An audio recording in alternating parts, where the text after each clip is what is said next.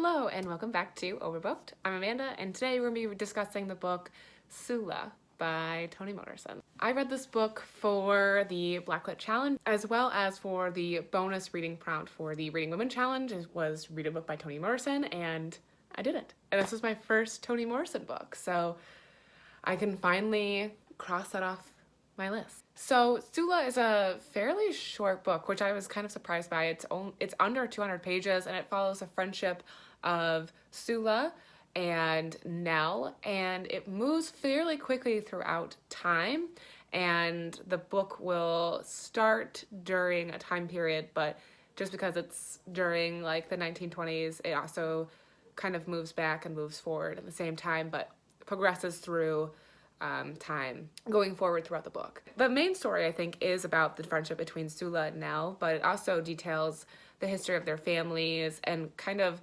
what has shaped their character thus far. So as I mentioned, the book moves through time, so it starts just after the end of World War I and then moves through, I think, to the 50s or 60s is kind of where the story wraps up. We see the different kinds of lives that these two women have as Nell decides to stay in their community and become a mother and a wife, and Sula goes out and goes to school and lives in the city and experiences a different life. Sula leaves for school and to leave the community, essentially, and when she comes back, it's kind of this weird shift, and interesting to see where the story goes from there and how all of the characters react to Sula and her re-emergence to the community. So overall, though, I wasn't a huge fan of the book. It kept me interested, and obviously it was very easy to read because it was so short.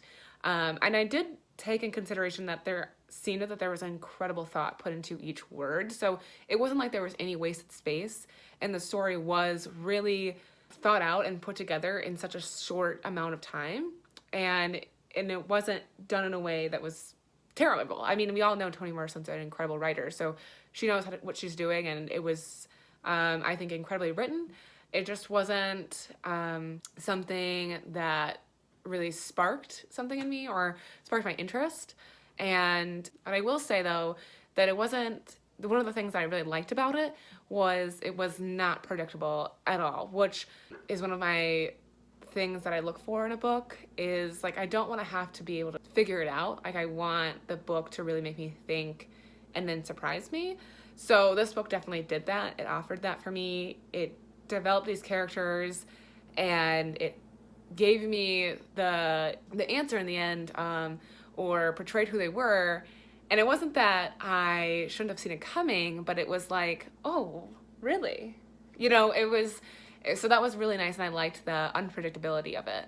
And I liked the development of these girls' friendship and how not only did these girls grow in a friendship together, but I felt that their friendship helped them become who they were, helped them create themselves individually.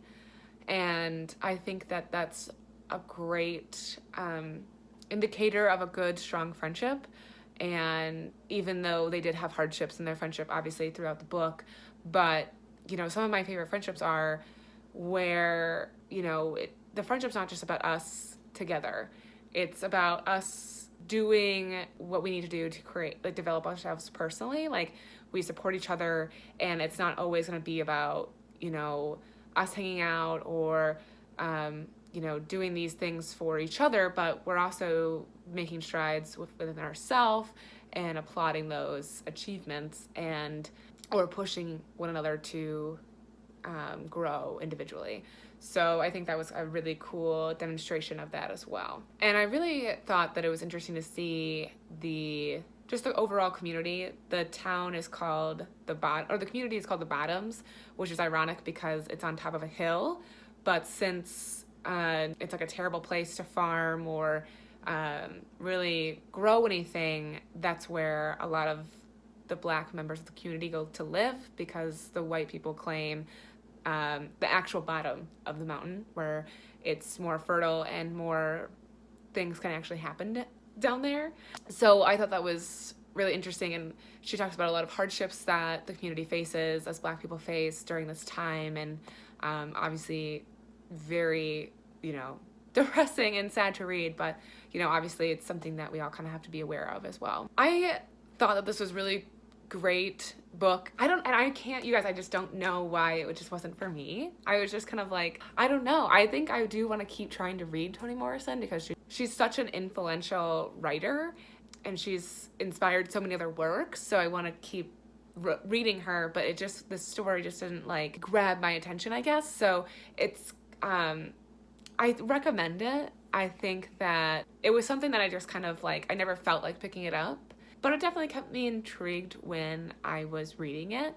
But I just never had the urge to go back to it when I put it down. I'm sad to say that was my first impression of the first book I read of Toni Morrison, but I think that it was good, and I would give it a, you know, 3.5 stars. But that's just because of my personal opinion, and nothing against her writing or any of the imagery throughout the book. So if you guys haven't checked out Sula, I think I would recommend it. I think that it's going to be different for everybody. And if you have checked out a Toni Morrison book, let me know in the comments below which one it was, and if you enjoyed it, what your thoughts were. I would love to hear them. Make sure you like this video and subscribe to my channel, and I will see you guys next time.